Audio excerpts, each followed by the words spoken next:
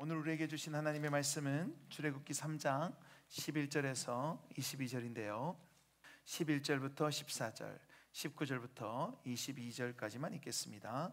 한 절씩 교독하겠습니다. 모세가 하나님께 아뢰되 내가 누구이기에 바로에게 가며 이스라엘 자손을 애굽에서 인도하여 내리이까?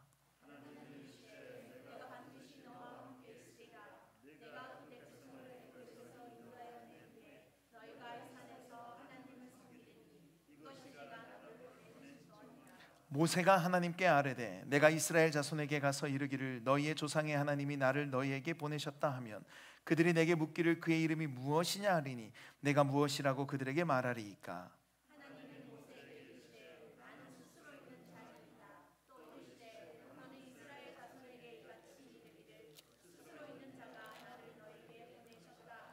(19절입니다) 내가 아노니 강한 손으로 치기 전에는 애굽 왕이 너희가 가도록 허락하지 아니하다가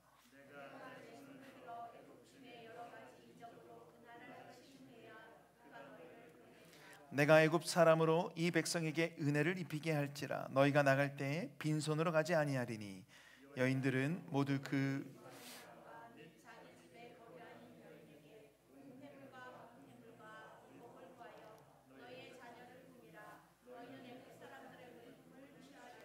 아멘. 우리 앉으시면서 은혜를 사모합시다. 네, 여러분 한 주간 평안하셨습니까? 오늘은 날이 좀 쌀쌀하네요, 그렇죠? 지난 주일은 가을 부흥회로 함께 큰 은혜를 누렸었는데요 뭔가 꿈만 같았던 시간이었던 것 같습니다. 이런 부흥회가 끝나고 나면 또 어떤 큰 영적인 잔치가 지나고 나면 항상 그 받은 은혜를 뺏으려는 시도들이 있고요 또 우리 스스로도 원래 우리의 본성의 모습대로 돌아가려고 하기도 합니다. 그렇기 때문에 오히려 영적 침체나 허무나 또 여러 가지로 무너지기도 하죠. 그때 우리가 그 받은 은혜를 지속하고 또 그 말씀을 간직할 수 있는 방법은 그 말씀대로 살아가는 것입니다. 그런데 어느 그 순간에는요 은혜를 막 받고 너무 감사하고 너무 좋고 너무 은혜다라고 하면 마약과 같은 거예요. 여러분 마약을 하면 어떻습니까? 딱 여기 주사를 착 놓으면 황홀해지면서 그리고 모든 근심 걱정이 사라지고요 기분이 확 좋아지죠. 해보진 않았습니다. 그런 것처럼 우리가 부흥회 때 좋은 말씀을 듣고요 막 그걸로 그냥 끝난다면 마약과 같다는 거예요. 그래서 막 좋다는 집회만 쫓아다니는 분들도 가끔 계시는데 그게 아니라 말씀이 우리의 삶이 되기 위해서는 그 말씀으로 이제 살아가는 것입니다. 그렇게 할 때 우리가 영적 침체나 영적인 허무 또 여러 가지로 넘어지지 않고요 말씀이 내 삶의 실제가 되어서 그렇게 살아가게 될 줄로 믿습니다. 우리 그런 의미로 옆 사람에게 한번 이렇게 인사할까요? 마약하지 맙시다. 빨리 인사하세요 여러분. 마약하지 맙시다. 네. 영적인 마약입니다. 함께 읽은 본문을 통해 모세의 질문과 하나님의 답이라는 제목으로 하나님의 말씀을 전하겠습니다. 애굽에서 미디안으로 도망친 모세는 그곳에서 결혼을 하고 장인 이드로를 만나서 그의 양떼를 치면서 살았습니다. 그 세월이요 40년이나 됐어요. 젊었을 때 나왔는데 이제 어느덧 모세도 노인이 된 것이죠. 이집트 왕자로 나름대로 민족의 기대도 받았고 누리고 있던 것도 많았는데 그 가운데서 그럼에도 불구하고 도망쳐 나오다 보니까 모든 의욕을 잃어버리고 그냥 평범하게 살게 되었습니다. 그래서 40년이나 양떼를 쳤음에도 자기 소유의 양이 없고 다 장인 소유의 양떼를 치고 있었어요. 그렇게 늘상 가던 호렙으로 양떼들을 몰고 가던 때 무슨 일이 생겼습니까? 떨기나무에 불이 붙었는데 나무가 타지 않는 것이죠. 그 모습을 보고 모세는 큰 광경을 봤다고 합니다. 신기한 모습을 봤다는 거죠. 우리도 항상 운전을 하고 이렇게 다니던 길을 다니면 뭐 하이웨이나 뭐 로컬길로 출퇴근하고 학교를 가고 뭐 라이드를 하고 그러면 잠깐 멈출 때가 있어요. 사고가 난 경우죠. 저거는 이중 추돌이네. 뒤에서 차가 박았구나. 그리고 차가 전복됐구나. 그때 잠깐 신기한 광경처럼 보고 그냥 원래 가던 길을 늘상 똑같이 다닙니다. 모세도요, 그처럼 항상 다니던 호렙산이었는데 그 떨기나무에 불이 붙어 있으니 좀 신기하다 하고 그냥 가까이 가서 한번 잠깐 멈춘 것뿐이었어요. 그런데 여러분, 우리가 잘 알고 있듯이 그 떨기나무는 그냥 산불이 난 게 아니라 하나님의 임재였죠. 그렇다 보니 하나님은 다급하게 모세를 불러 세우시고 뭐라고 하십니까? 5절에 하나님이 이르시되 이리로 가까이 오지 말라. 내가 선 곳은 거룩한 땅이니 내 발에서 신을 벗으라. 아멘. 모세에게는 오늘 또 출근하는 호렙산이었는데 그곳에 하나님이 찾아오심으로 그 산이 하나님의 산, 거룩한 땅으로 바뀐 거예요. 평범한 모세의 일상이 비범한 삶으로 바뀐 순간이죠.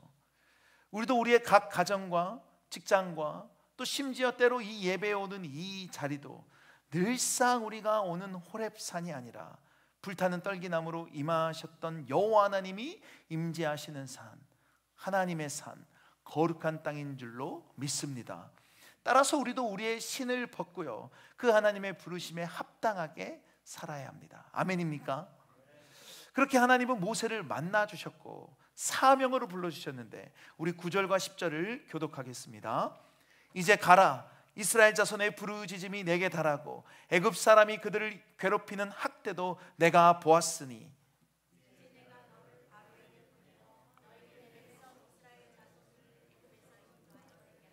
아멘. 하나님이 뭐라고 하십니까? 너가 그 도망쳐왔던 이집트로 다시 가서 이스라엘 백성들을 구원하라고 하세요. 여러분, 이때 모세의 심정이 어땠을까요? 일단 너무나 갑작스러워요. 아니, 평범하게 그냥 출근길이었는데 갑자기 그 회사를 그만두고 새로운 곳으로 가라하니요. 가족들은 어떡하지? 여기서 이렇게 다 터를 잡고 있는데 데리고 가야 되나? 혼자 가야 되나? 하던 일들은 어떻게 마무리해야 되나? 모든 것이 미지수입니다. 그런데 이집트라는 곳은 우리가 알고 있듯이 모세에게 더욱더 특별한 곳이었습니다. 자신의 고향이라서 늘 마음에 품고 또 그리워하긴 했지만 그곳에서 사람들에게 손가락질을 받았고요, 사람들의 구설수에 올랐고요, 살인으로 현상수배가 되어서 도망친 곳이에요. 거기로 다시 가라고 하니 얼마나 황당하겠습니까? 평범한 일상이 아닌 비범한 삶으로 부르셨으니 그렇게 살아야 하는 것은 알겠는데 쉬운 문제는 아니라는 거예요. 그래서 모세가 뭐라고 합니까? 11절, 모세가 하나님께 아뢰되 내가 누구이기에 바로에게 가며 이스라엘 자손을 애굽에서 인도하여 내리까? 내가 누구이기에? 여기에는 두 가지 의미가 있는 것 같아요. 하나는 내가 무슨 자격이 있어서, 내가 무슨 능력이 있어서 바로 앞에 가고 그 민족을 출애굽시킵니까? 또 다른 하나는 하나님 왜 하필 나입니까? 여러분, 모세의 나이는 지금 80세입니다. 앞서 나눴듯이 모세는 이집트에서 도망쳐온 사람이고요, 그가 그나마 할 줄 아는 것은 양치는 거예요. 성경을 보면요, 모세는 담대하지도 않았습니다. 말을 잘하는 것도 아니었어요. 그냥 진짜 평범한 사람이었다는 거죠. 그런 모세를 부르신 것이니 내가 누구이기에, 하나님 제가 뭐길래 왜 제가 이 사명을 해야 됩니까? 그렇게 되물을 수밖에 없는 거죠. 상식적으로 바로에게 가서 이스라엘을 막 인도해 내야 될 사람이라면 뭔가 강력한 리더십이 있어야 되지 않을까요? 양들에게 리더십을 발휘할 게 아니라 사람들의 마음을 막 휘어잡고요, 바로 앞에서도 담대하게 얘기하고요, 막 그런 장군이나 전사 같은 사람이면 좋을 것 같아요. 또 뭔가 명분이 있어야겠죠. 오래전부터 이스라엘의 독립을 계속해서 힘썼던 사람이라서 그러면 코어 그룹도 있을 것이고 함께하는 무슨 인적 자원들과 물적 자원들도 있었을 거예요. 그리고 그 일을 하려면 좀 젊으면 더 좋지 않을까요? 바로 앞에 가서 그냥 인사하고 이스라엘 사람들에게 얘기하는 것이 아니니까요. 막 독립투사와 같고 젊고 에너지가 있는 그런 사람이어야 되지 않을까 싶습니다. 더군다나 모세는 이집트에서 한번 실패한 사람이에요. 민족들에게 신뢰를 다 저버린 사람이죠. 그리고 현실은 양을 치고 있는 80세의 노인 모세였기에 내가 누구이기에 하나님께 이렇게 묻지 않을 수가 없었습니다. 자신을 보니 자격이 없고요, 내가 왜 참 초라해 보이기 때문이죠. 여러분, 모세뿐만 아니라 하나님은 우리 모두에게도 구원해 주시며 사명을 주셨습니다. 구원받은 자는 다 사명감을 가지고 있어요. 우리의 평범한 일상이 비범한 삶으로 바뀌면서요, 그 삶을 어떻게 살아야 할지, 무엇을 하며 살아야 할지 주님이 말씀해 주셨다는 거예요. 그래서 이제 우리에게 새로운 곳으로 가라고 하시기도 하고요, 우리의 삶의 터전에서 완전히 다른 생활 방식으로 살기를 요구하시기도 하죠. 그런데 그때 우리의 반응이 어떻습니까? 하나님, 구원해 주신 건 알겠는데 내가 누구에게 그런 사명이 있습니까? 저는 이 사명 감당 잘 못합니다. 하나님, 저 그거 잘 못해요. 가족들이 있는데 제가 어떻게 합니까? 하나님, 그 분야에서는 제가 문외한입니다. 감각이 없는 사람입니다. 하나님, 제가 지금까지 살아온 세월이 있는데 어떻게 갑자기 바뀝니까? 그렇다 보니까 넓게는 그리스도인답게, 좁게는 사명자답게 살아가기를 우리가 주저합니다. 불가능하다 생각하는 거죠. 우리도 모세처럼 우리 스스로를 가만히 보니까 내가 누구이기에 이런 말이 나올 수밖에 없다는 거예요. 모세가 하나님께 이런 질문을 했을 때는 아마도 하나님이 뭔가 너는 이래서 네가 가야 돼, 너는 이런 이유 때문에 너가 합당해, 뭐 이런 말을 듣기를 원했을 것 같아요. 그러면 납득이라도 갔겠죠. 하고 말고, 하고 싶고 말고는 둘째 쳐도요. 그런데 하나님의 답이 매우 의외였습니다. 우리 12절을 함께 읽겠습니다. 시작. 하나님이 이르시되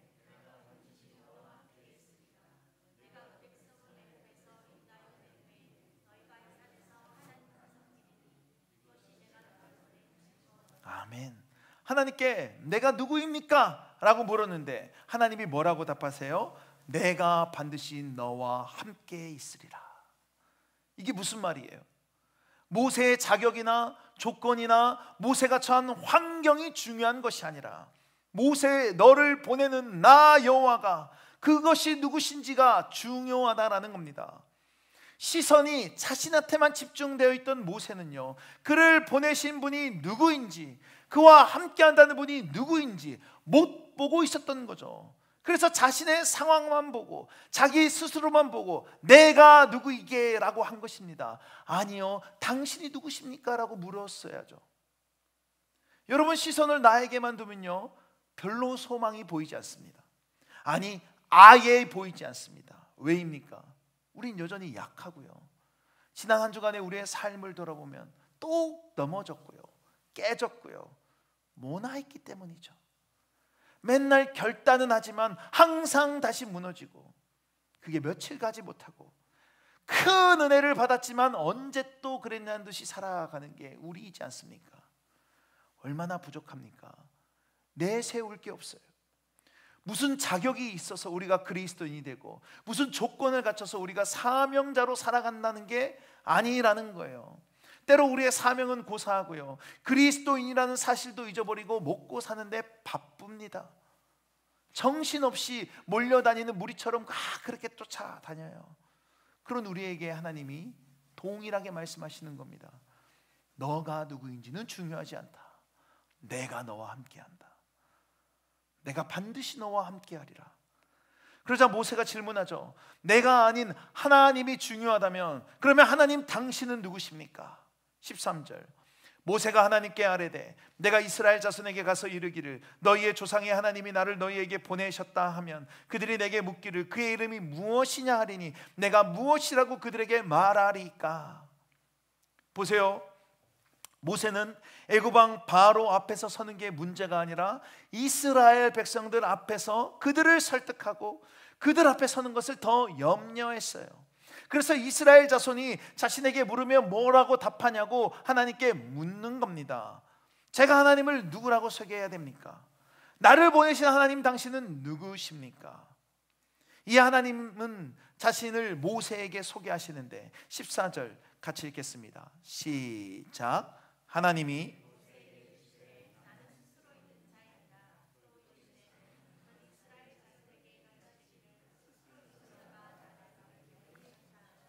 아멘. 뭐라고 하십니까? 나는 스스로 있는 자이니라. 영어 성경에는요, I am who I am. 나는 곧 나다.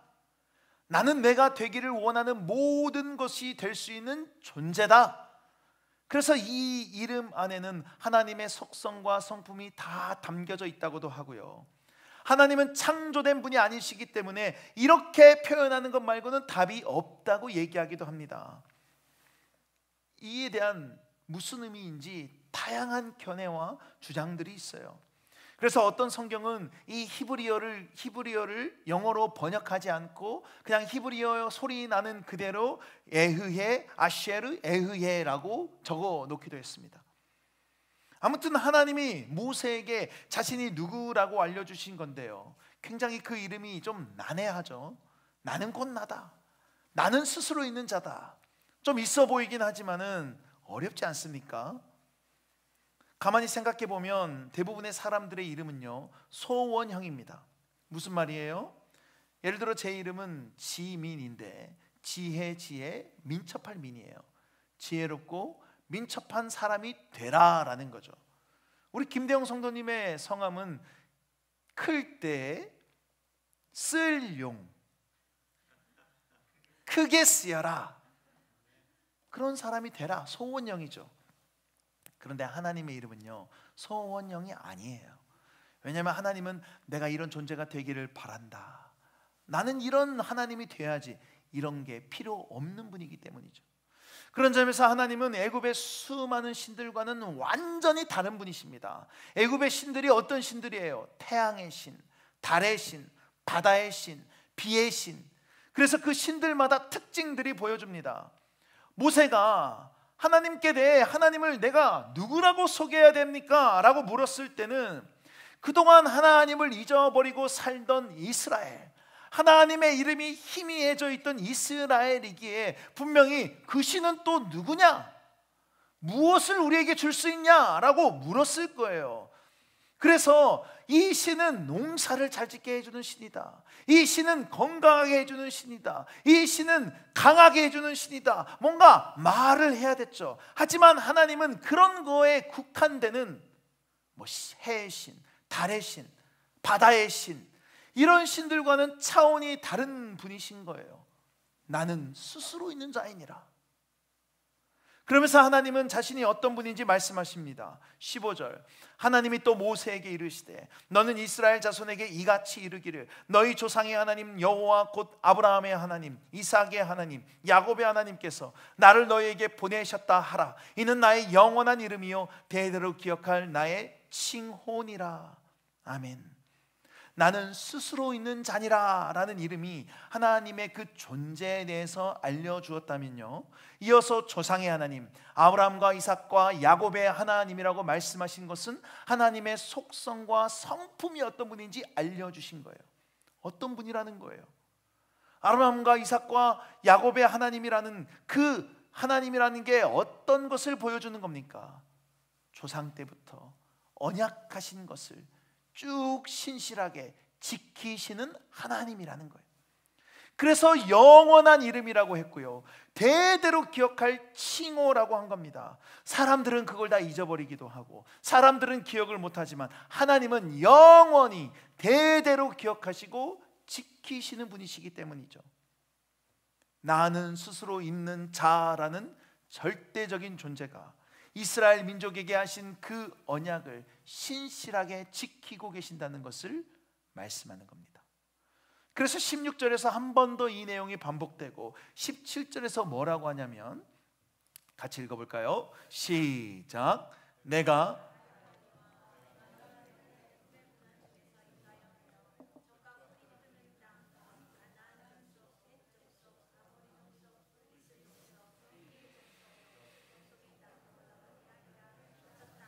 아멘. 무슨 말입니까? 하나님께서 약속하신 그 땅, 가나안 땅으로 인도하신다는 것이고 이것을 이미 말씀하셨다는 거예요. 지금 이집트에서 고통받는 이스라엘을 보고 우리처럼 이거 한번 해볼까? 잠깐 떠오르는 게 아니라 이미 과거에 언약하셨던 것을 이제 행하시겠다라는 겁니다.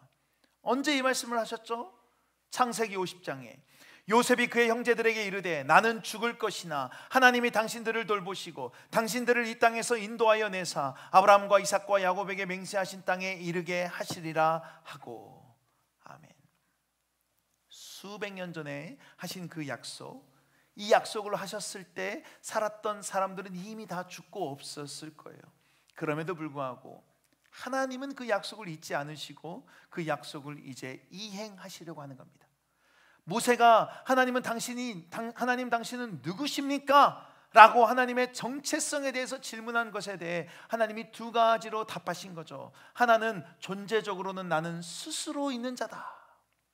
인간의 모든 능력과 상상을 뛰어넘어 모든 신들 위에 절대적으로 계시는 분.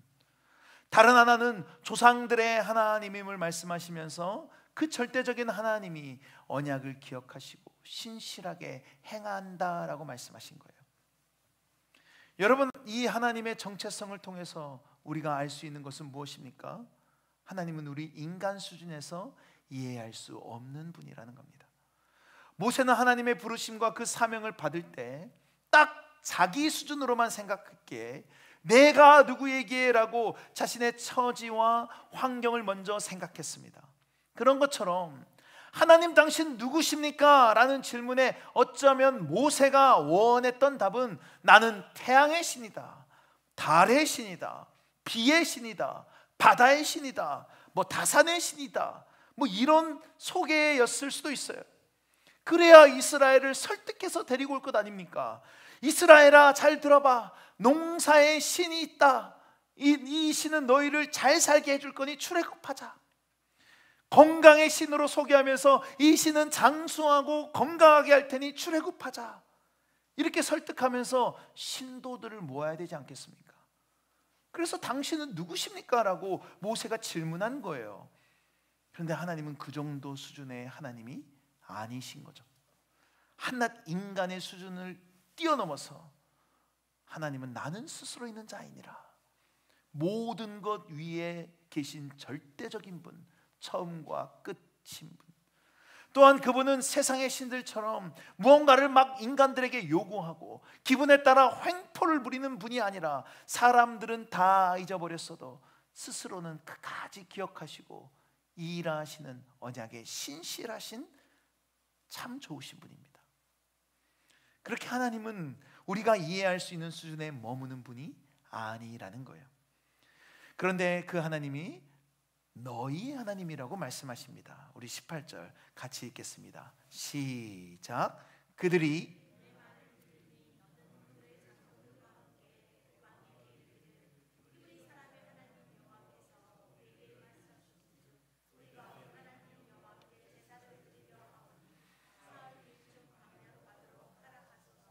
아멘.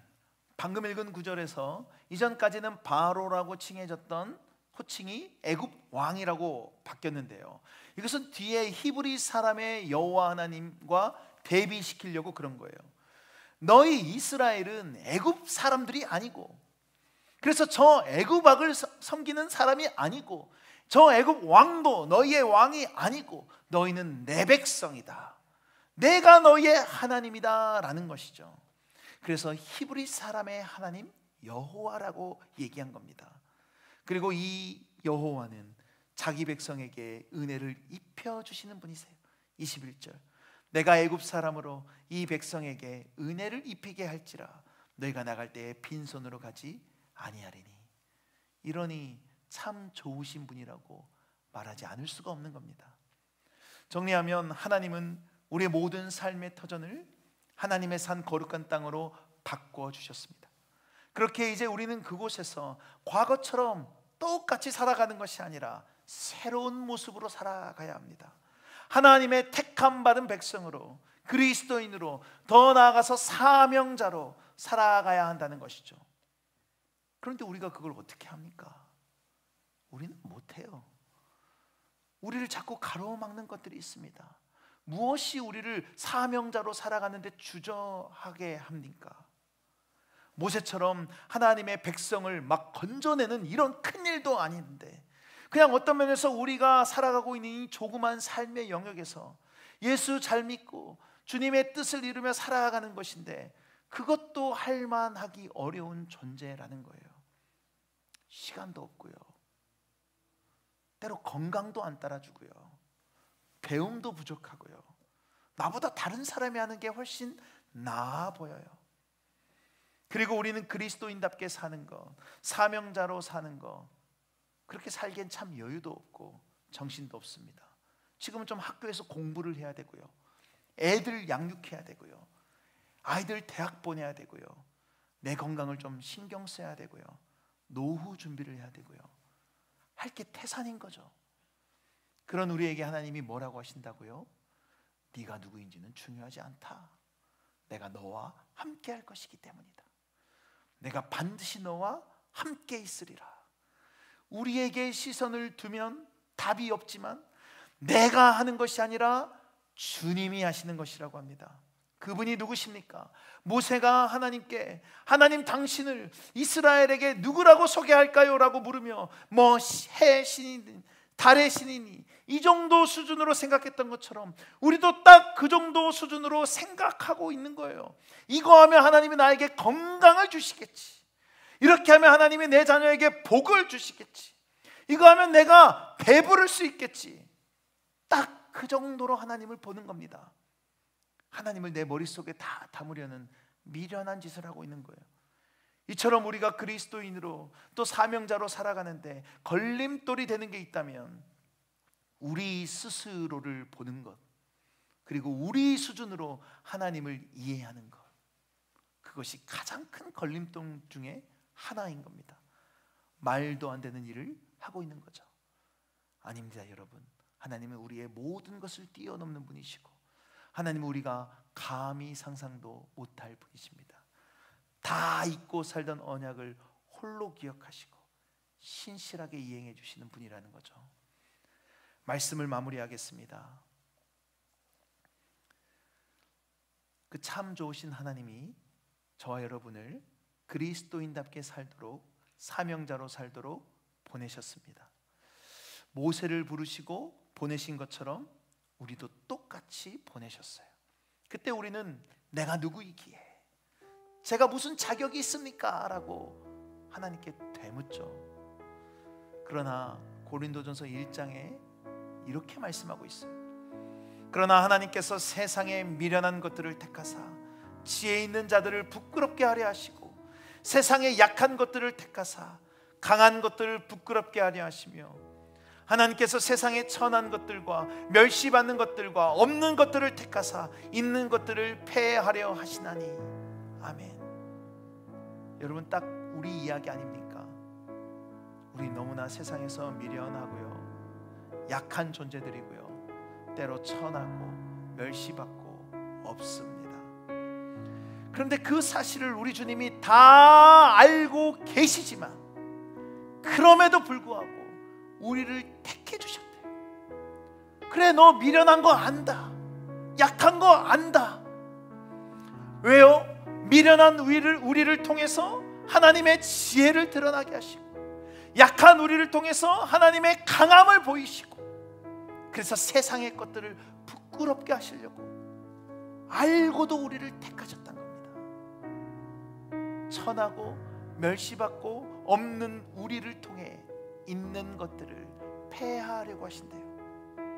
그리고 이어서 29절에 이는 아무 육체도 하나님 앞에서 자랑하지 못하게 하려 하심이라. 아멘. 무슨 말입니까? 하나님이 하나님 되심을 우리 같은 자를 통해서 보여주신 건데요. 여러분, 여러분의 무엇으로 하나님을 보이실 수 있습니까? 여러분의 어떤 면이 하나님의 영광을 나타내게 합니까? 없어요. 우리는 여전히 미련하고요, 예수 잘 믿는다고 강해지고 그러지 않습니다. 예수 잘 믿어서 귀한 자리로 가는 것도 아닙니다. 천하고 멸시받고 없습니다. 그래서 우리를 부르셨다는 거예요. 그래서 우리를 보내신다는 겁니다. 그런데 어떡합니까? 진짜로 미련하고 진짜로 약한 거를 맨날 넘어지고 늘 미련한 판단을 하고 늘 아프고 때로 나는 왜 태어났나 하는 생각을 하고, 그러니 여러분, 이제 우리의 시선을 나한테는 그만두고, 내 환경에는 그만두고 하나님께 돌려야 됩니다. 아무런 답도 없는 나한테, 아무런 답을 줄 수 없는 환경에 볼 것이 아니라 모든 근원이고 처음과 끝인 하나님을 바라봐야 된다는 거예요. 히브리서 12장 2절에 믿음의 주요 온전케 하시는 이인 예수를 바라보자. 그는 그 앞에 있는 기쁨을 위하여 십자가를 참으사 부끄러움을 개의치 아니하시더니 하나님 보좌 우편에 앉으셨느니라. 아멘. 믿음의 주요 또 온전하게 하신 이인 예수를 바라보자. 우리가 바라봐야 될 것은 예수입니다. 이렇게 나와 내 주변의 환경에 매몰되어 살아가지 않고 믿음의 주요 온전케 하신 예수를 바라보며 우리를 통해 하나님이 하나님 되심과 그분의 영광이 나타나고 우리를 통해 백성들에게 은혜가 입혀지는 그런 저와 여러분이 되기를, 그리스도인 사명자가 되기를 간절히 축원합니다. 우리 말씀을 기억하며 함께 일어나서 찬양하겠습니다.